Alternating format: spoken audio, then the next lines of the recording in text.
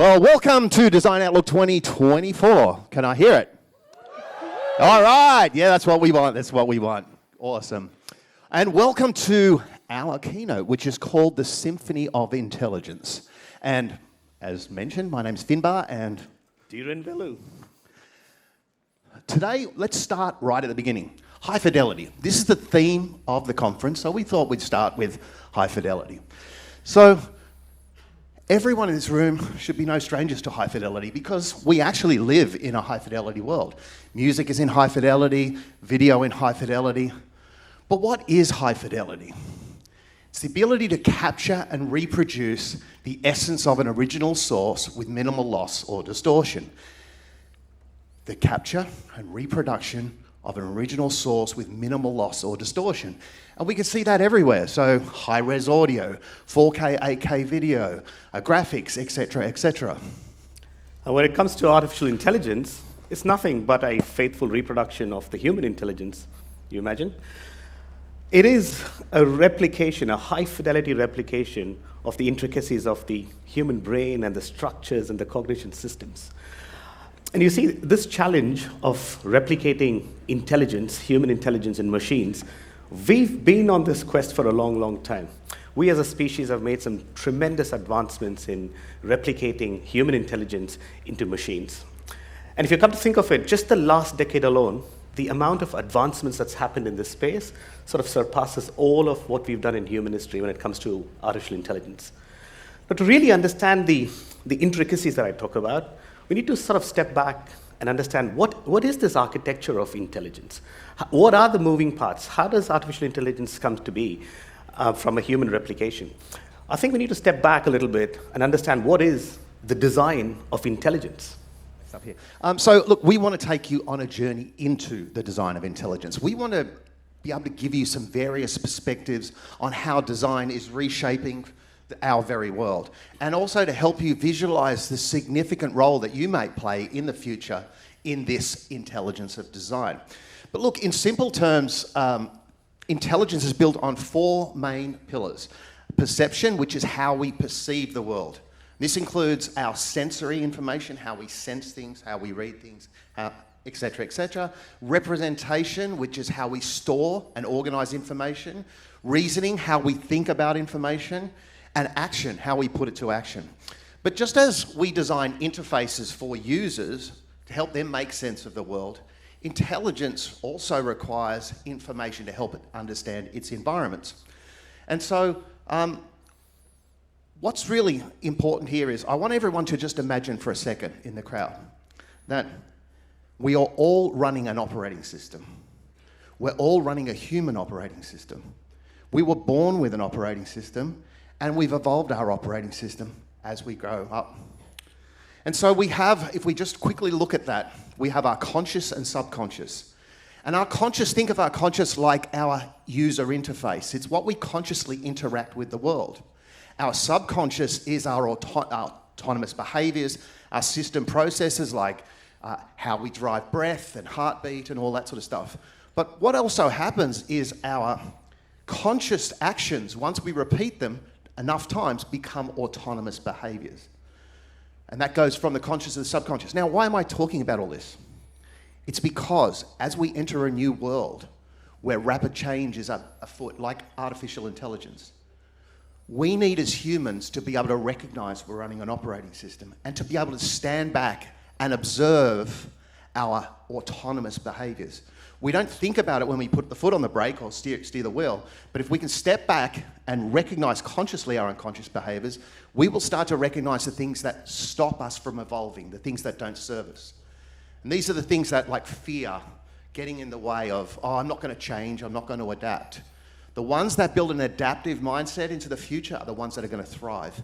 Part of exactly what we want to talk to today in this design of intelligence is to start off with that understanding of the human OS.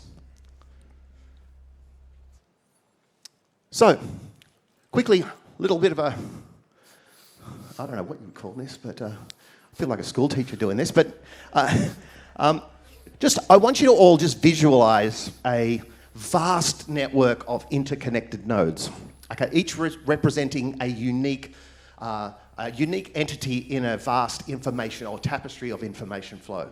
So the human mind has billions of neurons firing in very complex patterns, and they shrink and grow. And those patterns are what form behavior and emotion. And so we have neurons, which are the basic building blocks of the human neural network, synapses, which are the gaps between the neurons, basically the superhighways, and the neurotransmitters, which are the chemical reactions. So why is all this important? Well, the human brain learns through the strengthening and weakening of these connections, and it's called neuroplasticity. So the ability for us to learn and to grow and stretch forms into that neuroplasticity, and that's the biological neural network. And that biological neural network is what sort of informs and inspires the design of artificial intelligence networks.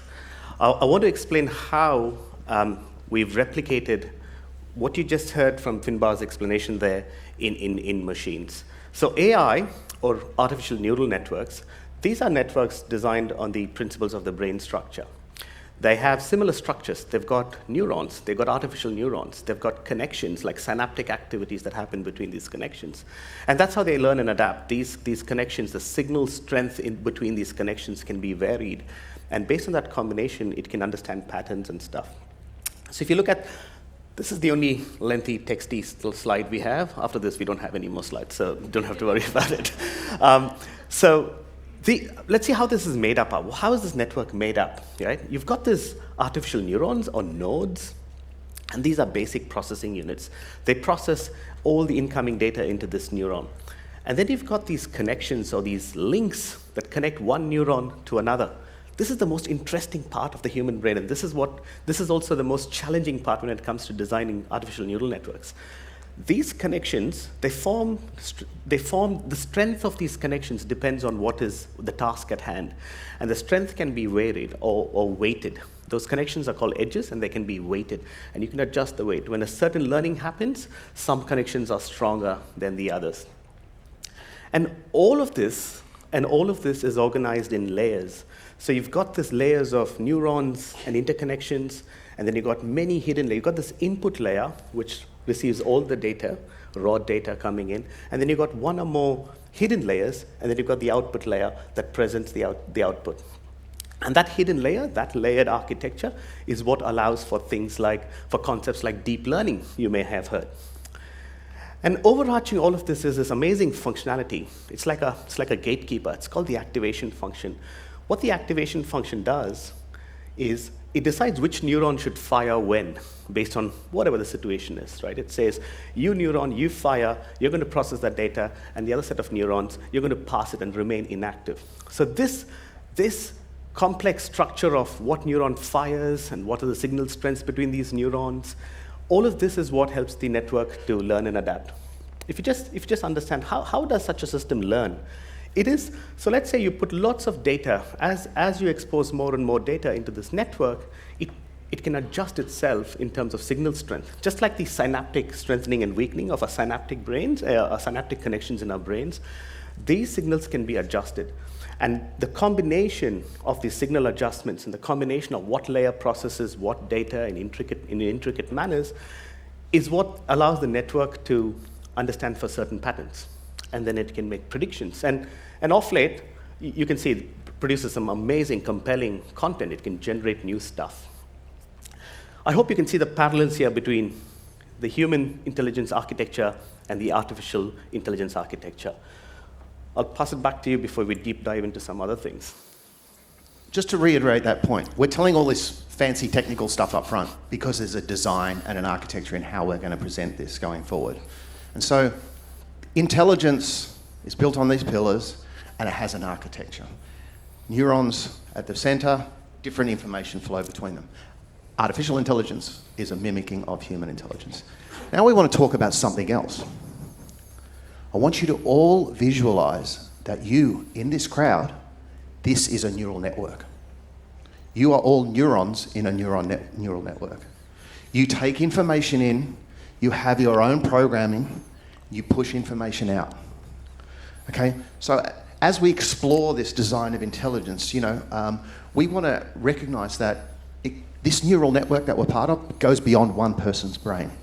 And you being part of a living, breathing neural network, it's about this conference. We're here as a neural network. Today, tomorrow, the workshops, everything we're doing, expand your mind, connect, share ideas, idea network. This is about us taking away our fears, I'm not sure, being part of this neural network because we're stronger together. And we have a direct relationship between neural networks, artificial networks, and the collective intelligence that can be driven through this network as a collective network.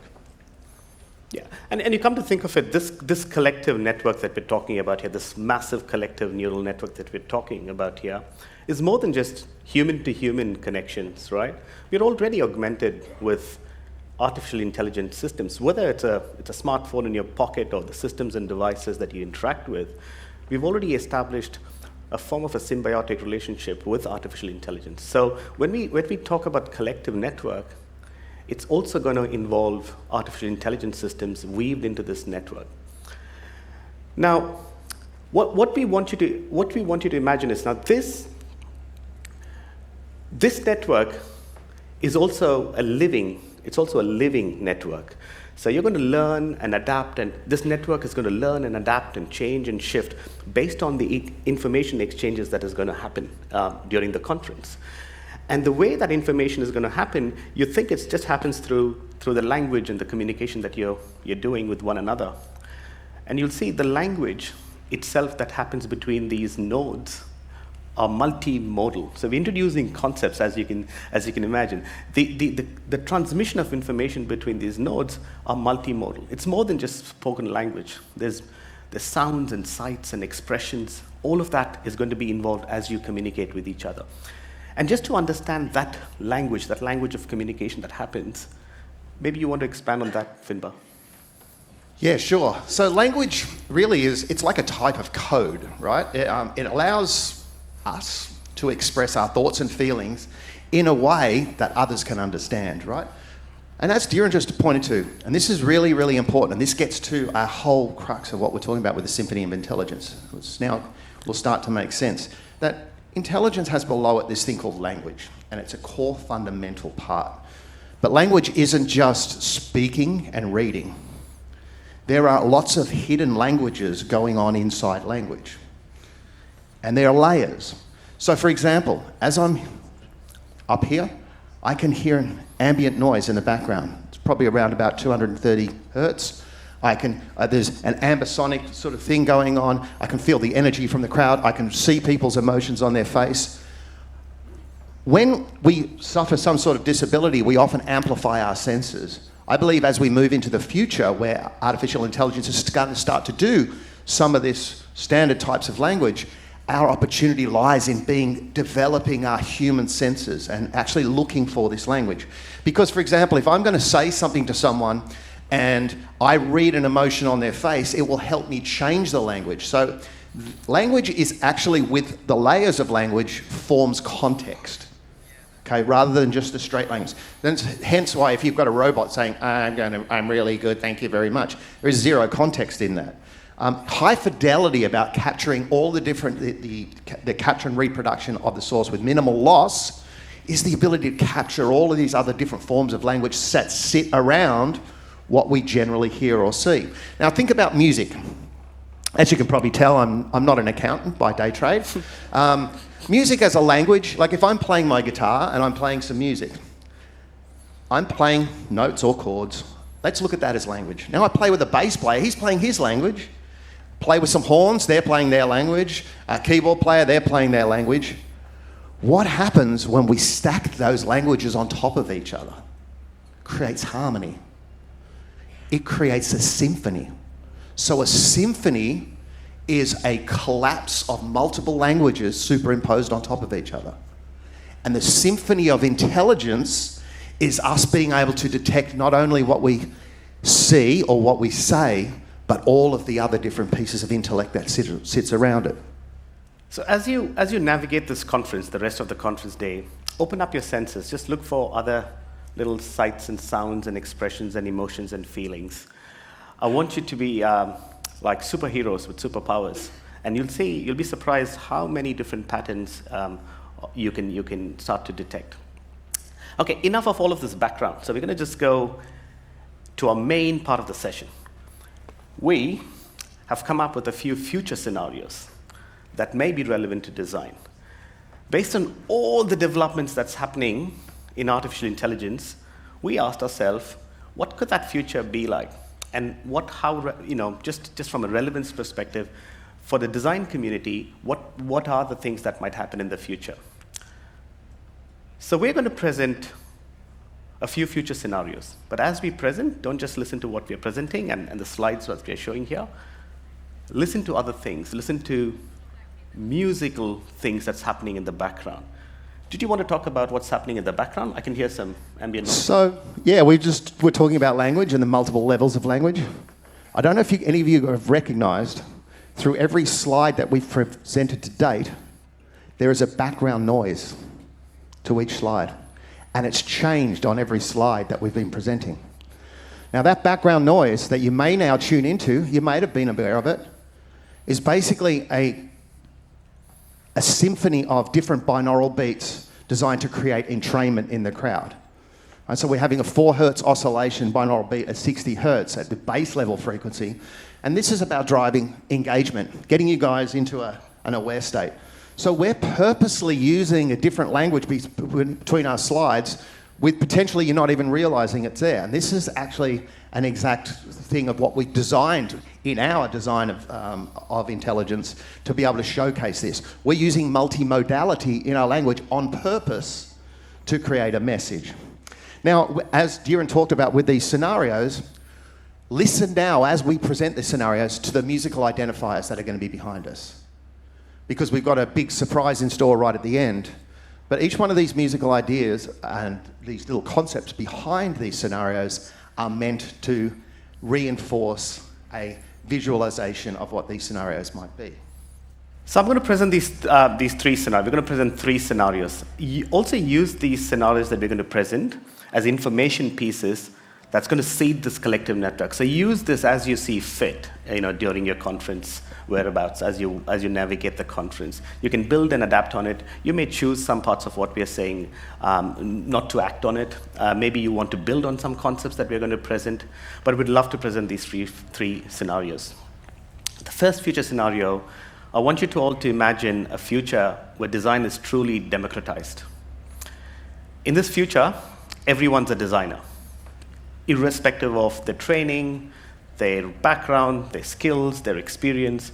They're able to create stunning, professional-grade designs with very little effort. And in this future, the copy-paste designer has emerged. The works of a highly skilled professional designer can now be replicated very easily and very quickly. And creativity is limited only by the ideas one have in their head, or ability to write, craft a nice prompt or a set of instructions to an advanced AI system. Creativity is no longer reliant on just human creativity or a single source of inspiration. Instead, it is produced by a dynamic sources of information, and it is produced in collaborations with the human and the artificial intelligence systems working together. And the effort it takes in this future to create any design has significantly reduced, and therefore reducing the cost. And in some cases, the cost to produce a design artifact is 0, right? And the time it takes in this future from idea to some kind of a design output has significantly diminished as well. You have a thought, and then instantaneously you have a design to interact with and to consume. Yeah, and in this type of future, where do you see that your role may shift from a creator to a curator, from basically a director to an orchestrator, someone that will help guide the AI systems with your unique skills and vision and understanding to be able to create these outputs. There is really no greater time than right now. If we talk about this adaptive mindset and we start to observe our behaviours of not being in fear or not adopting. There's no better time than right now to start embracing some of these new technologies. For this is it's not about it's going to remove your job, it's going to amplify your creative skills to no end. And so we believe, Dheeren and I work together. We probably don't look like your typical business partners, but we work together. We develop some really incredible technologies on really complex problems, from complex music rights management systems to all sorts of and we're working with people all over the world. And so, but we're underpinned by these technologies. And so we say that embrace the power of this, right? It's going to amplify your ability into the future. And so just ask yourself in this scenario, in a future where everyone is a designer, what does design mean, and what is your role in that future? We're ready to go to the next future scenario. So in this future, as AI continues to advance, we have entered a new era of design. It's characterized by an abundance of solution and an infinite array of digital artifacts. The future is of continuous creativity and limitless imagination. AI systems are able to create artifacts at such scale and at such speed, it will be a hyper-abundant world with infinite designs and numerous options to choose from, no matter what the context is. And these AI systems will generate an endless streams of variations and permutations and combinations of any design topic or any design theme or any design style. And designers will be able to explore vast design spaces, encountering unconventional and not the usual solutions at probably every nook and corner and every turn. We're able to design, in this future, we'll be able to design at scale that was previously unimaginable. We will be able to design to every single person's individual need. That holy grail of customer segment of one? We think we got that in some cases, but that holy grail will be truly achieved. In this world of infinite designs, the way we sort of look at it is that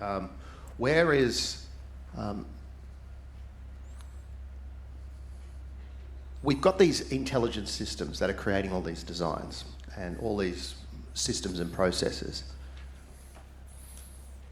No matter how big the AI system is, no matter how expensive it is or how global it is, it's still going to have boundaries.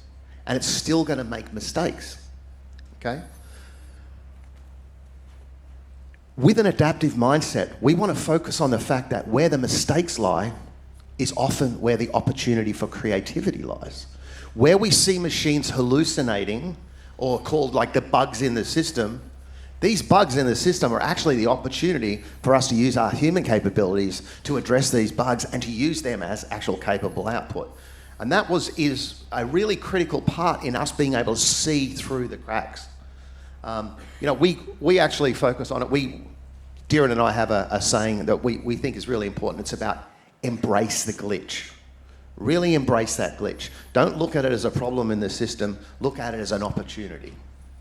Great. So we'll move on to the next feature. How are we feeling? Are we feeling good? One more future scenario to go. There's lots here, but we'd like to sort of prompt this room, and we'd like to seed these little information pieces. Not all of them may be true, not all of them may happen in the future, but these are some of the possibilities.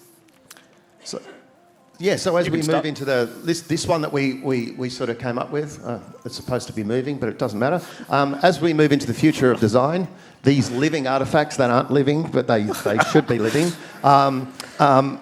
means that the nature of the artifacts are always changing, right? They're no longer static and fixed. And so we believe the designs of tomorrow will be living, breathing sort of designs that will adapt in real time. And so you might be building designs that will be using external data, which is reshaping them on the fly to build some level of hyper-personalization on a one-on-one basis. And this is about utilising the power of machine learning and that to drive some of those inputs. And when that collaboration comes together, that really becomes a powerful combination in living designs.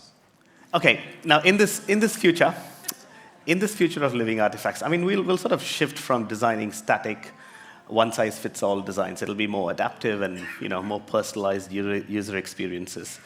Imagine an interface that you're dealing with, right? It automatically, at runtime, reconfigures itself. The colors change, the fonts could change. The whole structure of the interface could change based on our users' preferences and their likes and dislikes. Or imagine a design of a product. It could take various form and function based on where that product will be used. The shift will happen from original designs to original styles. That's the future. So with the original styles, the end user has full control over how they want to see the design that you've produced. At runtime, the time when they consume that design, they could make alterations and adjustments to see the design how they want to see.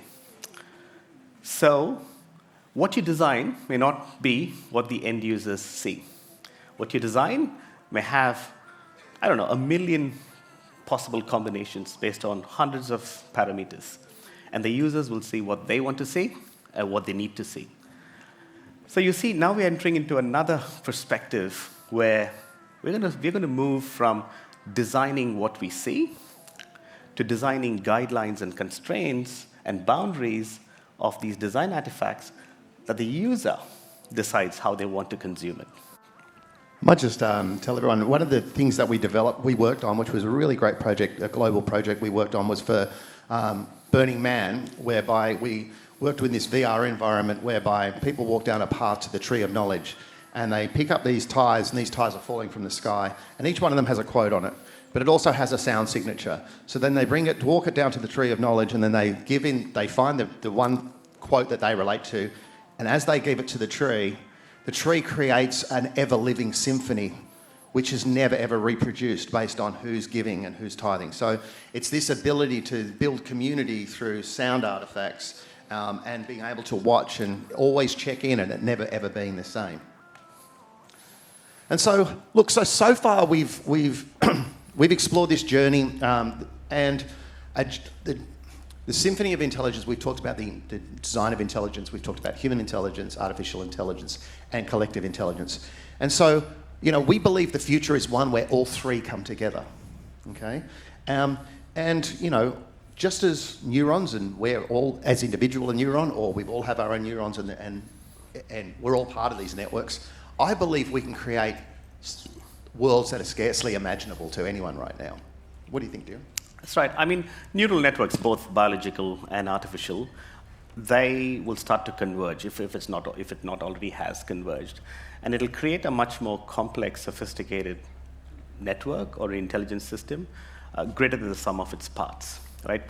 Like I said, we've already established a symbiotic relationship, and in the future, this is going to be the pattern of how every work happens. So you're working in collaboration with intelligence system, you're bouncing off ideas, you're building on each other's capabilities, and that's the future we have entered into. So as we're getting close here, let's go back to the beginning. We called this talk the Symphony of Intelligence. We talked about intelligence, the layers around intelligence, the hidden layers, how we use our sensory information, remember intelligence perception, using our senses to perceive information, and how, like musical instruments, by stacking them on top of each other, it creates a symphony. Well, the Symphony of Intelligence is a collapse of human, artificial, and collective intelligence, including all the sensory information that we can take in, that we can read beyond the norm. We can see the problems behind the problems, okay? We want to say that, look, as we move forward, we believe you are the conductors of this symphony, right? You're the ones that have these skills. It's right before you, right? So we think with your creativity, your vision, your empathy, and your skills, that you're going to be the driving forces that really shape this future. And look, as we close this journey, we're going to leave you with one final thought. The world we've described is not science fiction. It's here now. It's already here. Right? Don't wait for the future. Right? Start shaping it today. We want to thank you for joining us on this incredible journey into the Symphony of Intelligence. We're going to close out with a track that we composed, which is a synthesis of all the different sound signatures from the different slides, mixed with another couple of things. This track is called, guess what? The Symphony of Intelligence. And we're premiering it here at Design Outlook 24. And so with that, we want to thank you so much, and we're going to close out with this track. We want you to listen to the track and try and see if you can identify some of the sounds in the slides. With that, a good night from me, or a good morning from me, and thank you. Thanks, everyone.